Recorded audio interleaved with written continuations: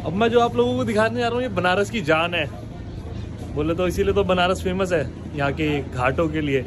और सीरियस बताऊँ तो मैंने जिस अभी आके इसको देखा है ये व्यू, और सीरियसली देखते ही बनता है भाई यहाँ के घाटों में कुछ तो बात है। जो सुना है, जो बोला है लोगों ने, वो सच है। देखने भी मुझे इतना अच्छा फील आ रहा है इसको। पक्षियाँ उड़ रहे हैं, बोट में लोग घेर रहे हैं। चलिए बहुत मजे ले लिया आपको बोल बोल के, दिखाते हैं यहाँ का व्यू। तो ये देखिए कितना प्यारा है, ये बच्चे पतंग उड़ा रहे हैं, पक्षी उड़ रहे हैं सामने बोट में। और कितना अच्छा लग रहा होगा, उस बोट के आसपास सारे पक्षी हैं और यही आसपास सारे कबूतर। इस टाइम मैं चौरसिया घाट में हूँ और टोटल बनारस में 88 घाट है, 88 घाट जो टोटल है। और इनमें से कुछ मेन घाट है, मैं इनकी कहानी आपको सब घाटों की तो नहीं बताऊंगा। जो मेन घाट है और जिनकी कहानियाँ मुझे पता है मैं आपको उस बारे में बताऊंगा। तो अब हमने अपने लिए बोट करी है बनारस घूमने के लिए। अब घाट इतने लंबे हैं, 6 किलोमीटर तक की घाट फैले हुए हैं, तो हमने बोट लिया इसलिए घूमने के लिए। सारे घाट हमें घुमाएंगे, इसमें ही हमें आरती भी दिखाएंगे। तो ये बोट हमें पड़ी है 1000 रुपीज़ की, 1000 रुपये की। और इसमें हम 2 बंदे बैठे तो 500 रुपये पर बंदा समझ लीजिए। इसमें 500 रुपये पर पर्सन हो गया ये। और इसका जो व्यू है, और जो इस टाइम सनसेट का हो रहा है और बादल है तो सनसेट तो दिख नहीं रहा। आपको इसका व्यू दिखाता हूँ और मैं कौन कौन से घाट जाने वाला हूँ उन घाटों के बारे में थोड़ी स्टोरी बताऊँगा आप लोगों को। और जो ये व्यू है ना, ये ऑसम है भाई। मतलब बोटिंग के लिए मेरे हिसाब से मेरे लिए बहुत अच्छा वेदर भी हो रहा है और बहुत अच्छा व्यू भी है। दिखाता हूँ आपको सारा। ये स्टार्ट करते हैं। भैया ने कुछ बताया, क्या बोलना भैया?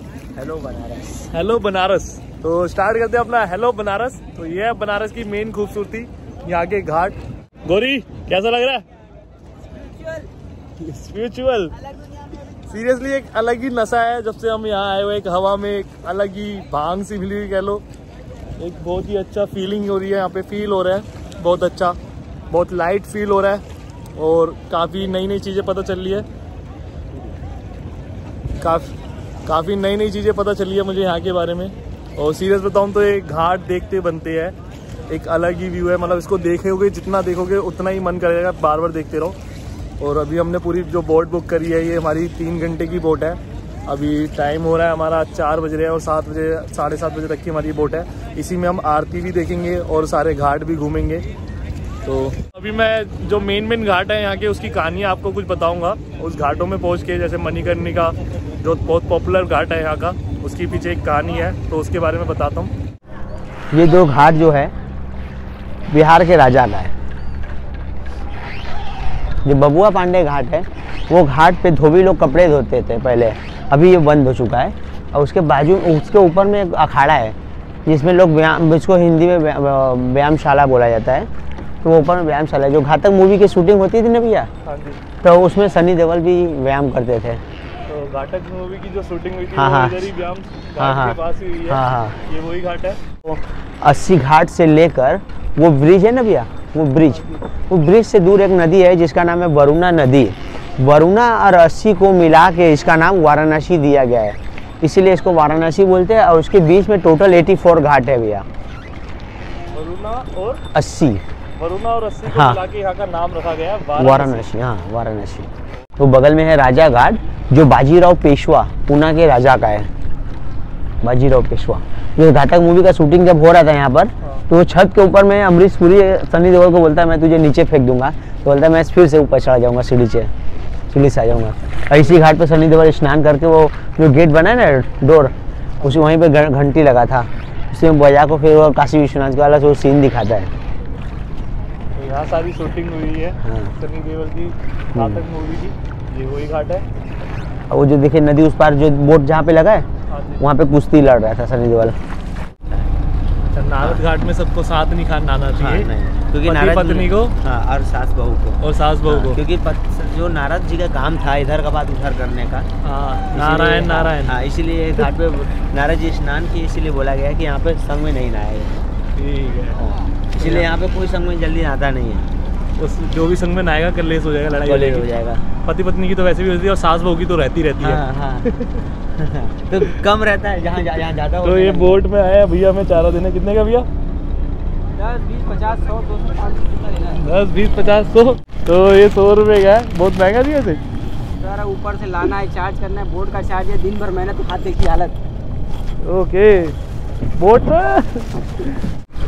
तो ये जो घाट है बहुत पास ही है और 6 किलोमीटर में करीब ये सारे घाट बसे हुए हैं और पास में अलग अलग, ज़्यादा दूर नहीं है। पर बोट में घूमने का एक सबसे आसान तरीका है इधर का। आपको बोट में सब बता भी देंगे, इधर की स्टोरियाँ भी बता देंगे, कहाँ पे कौन सी शूटिंग भी हुई है वो, और इन्जॉय करिए। मैं तो बस ये कहूँगा कि बोट में बैठ के एक अलग ही अनुभव हो रहा है मेरे को, एक अलग ही दुनिया में बिल्कुल शांति है, हल्की हल्की जो हवा चल रही है ठंडी, एक अलग ही मौसम का फील हो रहा है और इवनिंग का टाइम है। महादेव यहाँ पे बसे है, बनारस को बसाया ही महादेव ने है, तो ये महादेव की नगरी है, तो कुछ तो खास होना इसमें लाजमी था। ये महादेव जो करे वो कुछ हो ना, वहाँ ऐसा कभी हुआ नहीं है। केदारनाथ, अमरनाथ, कोई सा भी देख लीजिए, इनके सारी रखी हुई जगह 12 के 12 ज्योतिर्लिंग में कुछ ना कुछ खास है और बनारस इनमें सबसे बेस्ट है क्योंकि ये शिव जी ने खुद बनाया था, मतलब खुद इसकी स्थापना की थी। तो चलते हैं और आगे देखते हैं क्या क्या है। ये छमेश्वर घाट है, छमेश्वर महादेव का मंदिर है, जो काशी में आने के टाइम अगर कोई भूल हो जाता है तो इधर में जल का छींटा लेकर हाथ जोड़ के क्षमा मांगते हैं। तो आप भैया यहाँ पे जल का छींटा लेकर हाथ जोड़ के बोल दीजिए जो भी भूल हुआ है बना काशी में, उसको माफ कर दो महादेव। क्या है भैया, आप नॉनवेज खाइए या कुछ भी खाइए, ठीक है, क्योंकि ये अघोरी का नगरी है काशी, ठीक है। यहाँ पे सब समझ ले अवघड़ी है, मांस मदिरा हर एक चीज़ यहाँ पे, काशी के हर घर में मांस बनते हैं, जो खाने वाले हैं उसके हर एक घर में बनते हैं। यहाँ पे देखिए कोई मनाही नहीं है हमारे यहाँ, क्योंकि ये महादेव खुद ही एक अवघड़ है। अवघड़ जानते हैं ना आप? हाँ। यहाँ पर महादेव को बेटा क्यों बोलते हैं? उनकी माता अन्नपूर्णा भी तो है, क्योंकि माता अन्नपूर्णा से बाबा भोलेनाथ ने स्वयं भिक्षा मांगा था काशीवास के लिए कि काशी में कोई कभी भूखा ना सो सके। काशी में कभी कोई भूखा नहीं सो सकता है, क्योंकि यहाँ के काशी के जो कड़ में, काशी के कड़ और काशी के घर में महादेव बसे हैं। यहाँ पे आपको खाने के लिए अगर आप किसी का गेट भी खटखटा देंगे, बोल देंगे भाई हमको भूख लगा है, तो आपको घर में बैठा के खिला देगा आपको। तो काशी एक ऐसा जगह है भैया कि अगर आप रास्ता भटक गए तो आपके मंजिल तक पहुँचाएंगे लोग, ये ऐसा जगह है। यही हुआ हमारे साथ। हाँ हाँ हाँ, हमारे ये भी हमारे साथ हुआ था थोड़ी देर पहले कि हम खो गए थे बनारस की गलियों में और हमारा जीपीएस नहीं चल रहा था, पर पता नहीं कहाँ से अचानक से एक भैया आए, उन्होंने बोला कि कहाँ जाना है, उनको हमने बताया कि हमें चौरसिया घाट में जाना है, तो इवन अपना काम छोड़ के पहले हमें छोड़ने आए। तो इतने अच्छे लोग हैं यहाँ के, एक बहुत ही सादगी भरे लोग हैं, बहुत शांत स्वभाव के लोग हैं यहाँ पे, जो कि बहुत अच्छी चीज़ है। और महादेव की नगरी है तो शांत तो रहना बनता ही है, महादेव सबसे शांत रहने वाला ही भगवान है, उन्होंने हमेशा शांत रहना ही सीखा है। हरिश्चंद्र घाट, जहाँ पे राजा हरिश्चंद्र जी, सत्यवादी राजा हरिश्चंद्र जी चिता जलाने का काम करते थे। और ये ऐसा घाट है जो मतलब समझ लिए कि अपने तरफ से एक सबसे अलग घाट है ये राजा हरिश्चंद्र, जो यहाँ पे बनारस से आसपास के जो चिताएँ लाए जाते हैं यहाँ पर जलाने के लिए, डेड बॉडी। यहाँ पे प्रतिदिन आपके 100 से भी ज़्यादा बॉडी जलते हैं, 100 से भी ज़्यादा जलते हैं। अच्छा समझ लिए कि काशी में जो 2 घाट है हरिश्चंद्र मणिकर्ण का, यहाँ पे चिता भी जल्दी ठंड नहीं होती है, तो चिता ठंड करने के लिए माँ गंगा का सहयोग लेना पड़ता है। माँ गंगा को डाल के तभी चिता को ठंडा किया जाता है। तो ये है यहाँ के घाट कि चिता भी ठंडी नहीं होती है, यहाँ पे इतनी भीड़ लगी रहती है। और जब से मैं ही आया हूँ मैं काफ़ी चिताएं देख चुका हूँ।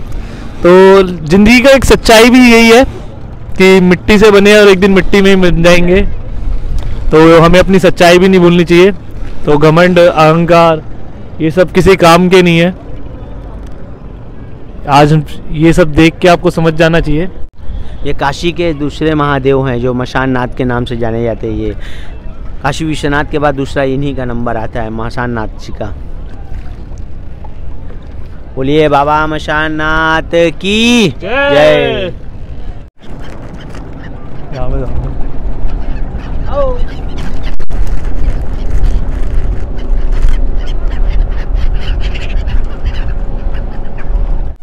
ओ भाई साहब, दिखाओ दिखाओ दिखाओ दिखाओ।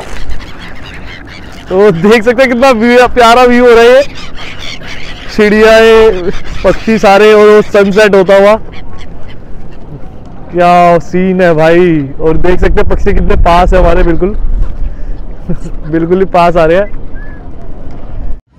तो गंगा घाट के हम दूसरी साइड आ गए बोट में। अब यहाँ पे हमें बोट वाले ने 25 मिनट करीब आधा घंटा दिया है कि यहाँ पे थोड़ा एंजॉय करने के लिए। तो यहाँ पे कैमल राइडिंग, हॉर्स राइडिंग वगैरह चल रही है, चाय स्टॉल वगैरह है और बंजी जंपिंग सॉरी। और हमारा प्यारा सा भाई है छोटा, और ये भैया हमारे जो मुझे घोड़े में घुमाने वाले हैं 50 रुपए में। यहाँ पे है 50 रुपए में आप कैमल राइड और हॉर्स राइडिंग। क्या नाम है इसका नाम है बुलेट। अरे बुलेट तो भाई भी चलाता है दिल्ली में। हमारी बुलेट है, एक बुलेट मेरी दिल्ली में, तो इसको ट्राई करने वाले हैं हम। चलो चलते हैं। पकड़ लो, तेज भगोगे आते हैं। तो गंगा का घाट हो और दोस्त का साथ हो और चाय हमारे पास हो, तो इससे बढ़िया और क्या हो सकता है। तो इट्स आउटस्टैंडिंग व्यू। वैसे मेरी इंग्लिश ज़्यादा अच्छी नहीं है, तो मैं एक लाइन बोल दी क्योंकि मुझे इसको डिस्क्राइब करने के लिए कोई वर्ड समझ में नहीं आ रहा, कोई लाइन समझ में नहीं आ रही, कोई भाषा समझ में नहीं आ रही। बस ये कहूँगा कि आओ और इसे महसूस करो। एक लाइन है ना वो कि बनारस आप घूमते नहीं, बनारस आप जीते हो। तो सच में जीना सिखा रहा है।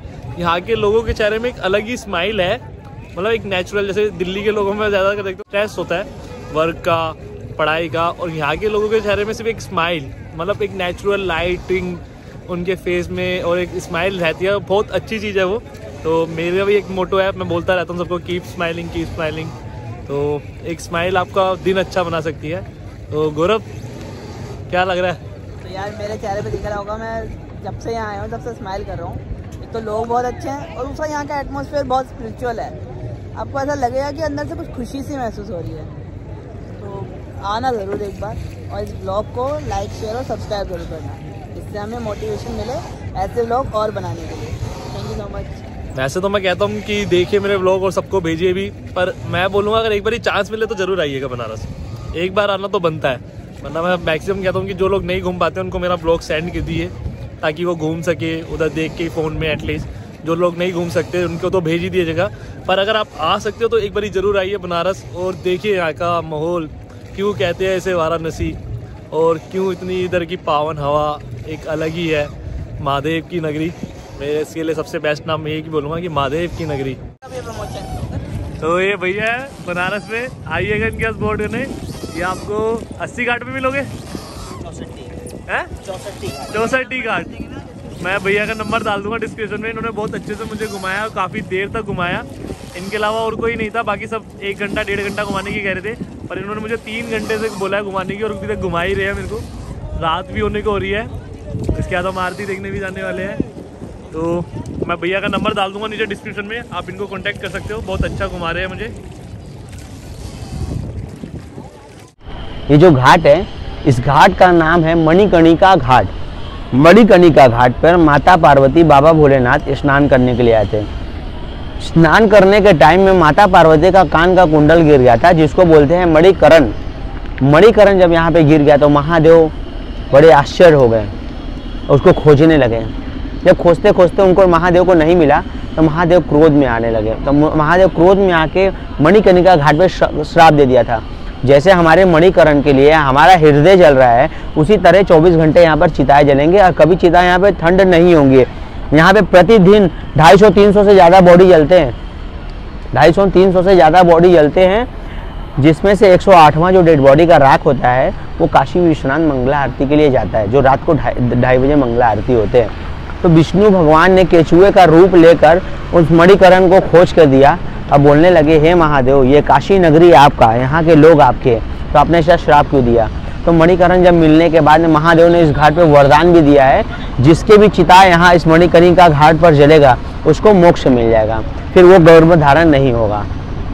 और यहाँ पर अपने काशी में 5 तरह का बॉडी जलाया नहीं जाता है। गर्भवती महिला, साधु सन्यासी, छोटे बच्चे, जिसको लेप्रासी होता है ना, लेप्रासी, और जिसको सांप काट लेता है, ये सब बॉडी को यहाँ जलाया नहीं जाता है, वो गंगा में प्रवाहित किया जाता है।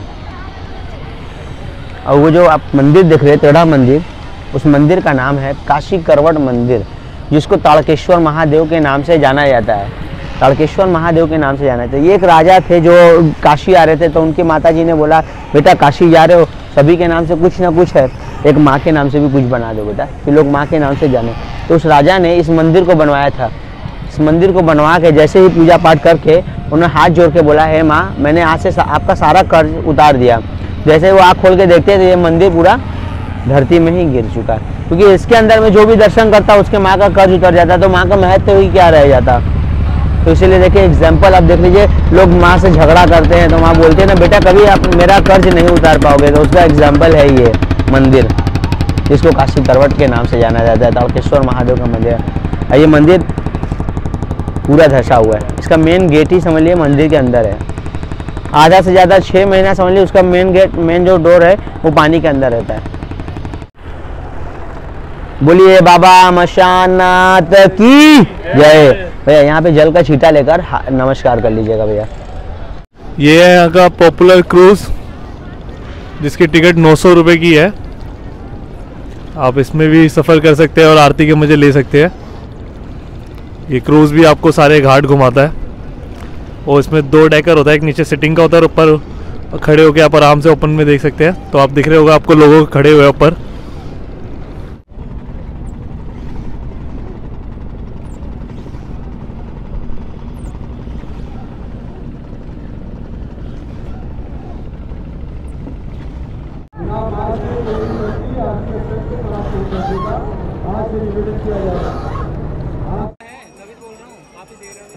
समय हो गया है आरती का, और सच बताऊं तो इससे पहले इतनी सुंदर आरती मैंने कभी नहीं देखी। इस आरती को देखना किसी वरदान से कम नहीं था।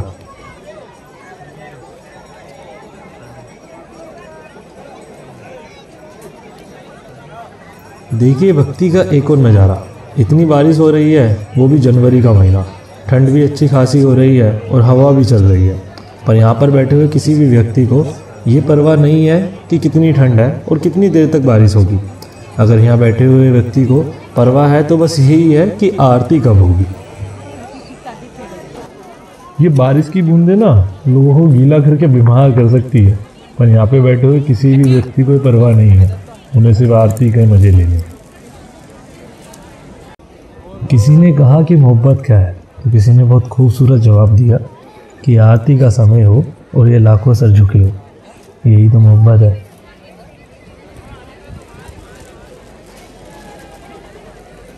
महादेव दिखते नहीं है, पर यहाँ पे बैठे हुए हर शख्स को विश्वास है कि वो उनके साथ है।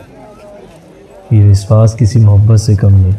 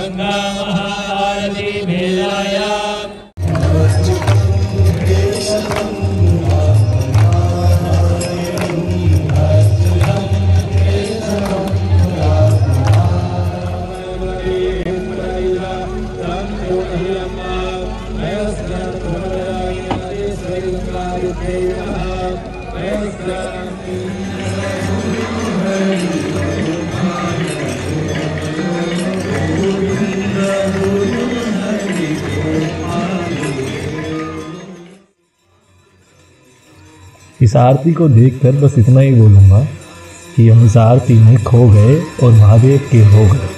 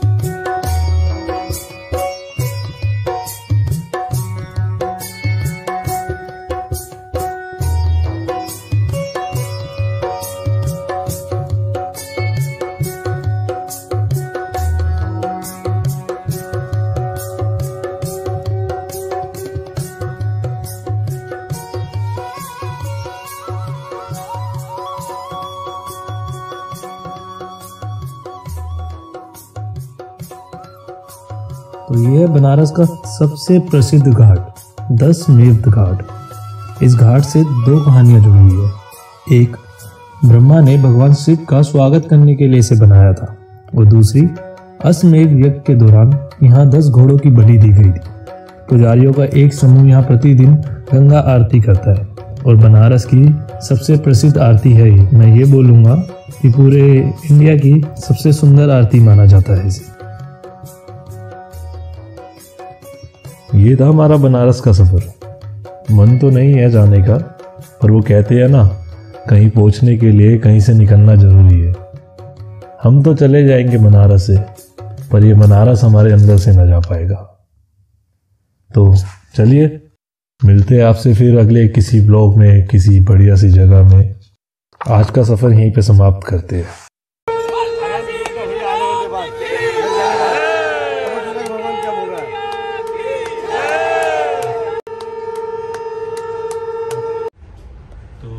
ये था मेरे बनारस का ब्लॉग। तो होप आपको अच्छा लगे, तो अगर लाइक कर देना, अच्छा लगे तो, और कमेंट करके बता दीजिएगा। अगर आपको मेरे से कुछ भी क्वेश्चन करने हो, बनारस के बारे में कुछ भी पूछना हो, तो आप मेरी सोशल मीडिया में मुझसे पूछ सकते हैं। नीचे डिस्क्रिप्शन में उनका लिंक दे दूँगा, अपना इंस्टाग्राम ID का और फेसबुक का। आप मुझे वहाँ पहुँच के मैसेज कर सकते हैं, मैं उसका जल्द से जल्द रिप्लाई कर दूँगा। और जिन लोगों को बनारस नहीं देखा, जिन लोगों ने बनारस नहीं देखा, तो प्लीज़ वो आगे करना, उनको दिखाइए, क्योंकि मेरा मेन मोटिव है, मैं दिखाना चाहता हूँ सबको कि इंडिया कितना खूबसूरत है। तो प्लीज़ सबको दिखाइएगा जिन्होंने नहीं देखा बनारस, और एक बार ज़रूर आइएगा यहाँ पे इसको फील करने, क्योंकि मैं इसको सिर्फ दिखा सकता हूँ, जो यहाँ पे आके आप फील करोगे वो खुद ही कर सकते हो। तो ये था हमारा महादेव का ब्लॉग बनारस का, काशी विश्वनाथ का। तो अब आप सभी को और आपके परिवार को हर महादेव। हेलो गाइस, तो मुसाफिर स्नेह से फ़ोन ले लिया मैंने एक ख़ास चीज़ के लिए। अब हम उनसे जानने वाले हैं कि उन्होंने 12 ज्योतिर्लिंग कंप्लीट किए हैं कल, तो उनका एक्सपीरियंस कैसा रहा इन ज्योतिर्लिंगों का, ट्रैवलिंग का, और साथ साथ यहाँ बनारस वाला काशी विश्वनाथ का ज्योतिर्लिंग जो कंप्लीट किया ये होता रहेगा हम ट्रेन में। तो और काशी विश्वनाथ का जो आखिरी ज्योतिर्लिंग था उसकी फीलिंग कैसी थी वो पता करते हैं। चलो अब कैमरा घुमाते हैं मुसाफिर स्नेह। तो 12 ज्योतिर्लिंग में ये कहूँगा, मतलब हर ज्योतिर्लिंग का अपना अपना एक महत्व है। 12 के 12 इम्पोर्टेंट है वैसे तो। और 12 ज्योतिर्लिंग घूमने का आपको एक फ़ायदा होगा कि आप जब 12 ज्योतिर्लिंग घूमोगे तो आप अधिकतम हिंदुस्तान घूम लोगे। तो अलग अलग लोगों से मिल लोगे, अलग अलग कल्चर जान लोगे, अलग अलग बोली, अलग अलग पहनावा, अलग अलग खाना, मतलब एक एक्सपीरियंस करोगे आप पूरे इंडिया को। क्योंकि हर तरह की, हमारा कश्मीर तो नहीं, केदारनाथ से हमारा पहला ज्योतिर्लिंग स्टार्ट होगा और ख़त्म होता है सीधे रामेश्वरम में जाके। तो ये है 12 ज्योतिर्लिंग पूरे जो हिंदुस्तान में फैले हुए हैं। उधर से गुजरात में चालू होता है और अपना लास्ट खत्म होता है नेपाल में भी, पशुपतिनाथ आधा माना जाता है। तो ये है 12 ज्योतिर्लिंग का महत्व, इसलिए बहुत इंपॉर्टेंट है ये। इधर घूमने से आपको पूरा हिंदुस्तान घूम लोगे, पूरा हिंदुस्तान दिख जाएगा, ये चीज़ है। और मेरा ये लास्ट का बनारस का ज्योतिर्लिंग इम्पोर्टेंट तो था ही, क्योंकि एक तो, और इसके लिए मेरे को खुशी मतलब दोनों तरीके से है। एक तो मेरे 12 ज्योतिर्लिंग कंप्लीट हो गए फाइनली, तो इतनी कम एज में मेरे हिसाब से मैं बहुत लकी हूँ इस चीज़ लिए। और दूसरी चीज़, ये इधर की फील थोड़ी अलग ही है। स्पिरिचुअल और कैपिटल जो बोला जाता है वो सीरियसली है। मैंने इधर घाट में जो बैठा हूँ और यहाँ की जो हवा है, यहाँ के जो लोग हैं, मतलब जो आरती का जो टाइम है ना, बेस्ट टाइम है। अभी तक मैंने बहुत आरतियाँ देखी है, महाकालेश्वर की भी देखी है, मतलब हर आरती का एक महत्व है। पर इधर की जो आरती ने मुझे जो फील दिया है ना, एक तो नदी में बैठ के मैंने देखी है वो आरती, नदी में बैठ के मतलब नाव में बैठा के आराम से सातों एक साथ, और बहुत अच्छी उनका कोऑर्डिनेशन कहूँगा, बहुत अच्छा था। और उनका जो व्यू था, सातों पंडित एक साथ थे। तो मैं कहूँगा बनारस लास्ट वाला ना, कहते हैं ना लास्ट डिजर्ट, स्वीट मीठा, तो मेरे हिसाब से शायद इसीलिए मेरा बनारस अभी तक रुका हुआ था। और इन द एंड ये बोलूँगा 12 ज्योतिर्लिंग आप घूमने की बहुत कोशिश करोगे, ये वो पूरे जब ही होंगे जब महादेव चाहेंगे। मेरे भी आज से 3 साल पहले बहुत सारे ज्योतिर्लिंग हो चुके थे और लास्ट 3 साल में मैं एक भी ज्योतिर्लिंग नहीं कर पाया, और लास्ट 3 महीने के अंदर मैं 2 ज्योतिर्लिंग कर आ चुका हूँ, केदारनाथ भी और बनारस भी। तो यही कहूँगा, जब महादेव की इच्छा होगी पूरे तो तभी होंगे। बाकी आप अपनी तरफ से एफर्ट जरूर डालिएगा, बिल्कुल एफर्ट ही नहीं डालोगे तो फिर तो महादेव भी नहीं सुनेंगे, यही बोलूँगा। तो मैं कहूँगा एक बार जरूर ट्राई करने का, अगर आप लोग ट्राई कर सकते हो 12 ज्योतिर्लिंग घूमने का, तो एक तो 12 ज्योतिर्लिंग का प्लस पॉइंट, और फिर प्लस हमारा हिंदुस्तान देखने को मिल जाएगा जो लोगों ने नहीं देखा, और देखने को मिल जाएगी हमारे हिंदुस्तान की खूबसूरती। तो यही है 12 ज्योतिर्लिंग के स्पेशल। बाकी मैं कोशिश करूँगा अपने ब्लॉग में फिर से पार्ट 2 लेकर आऊँ 12 ज्योतिर्लिंग का, और आपको सारे ज्योतिर्लिंग के वीडियोस दूँ। तो तब तक के लिए सभी को हर हर महादेव। Audio Jungle.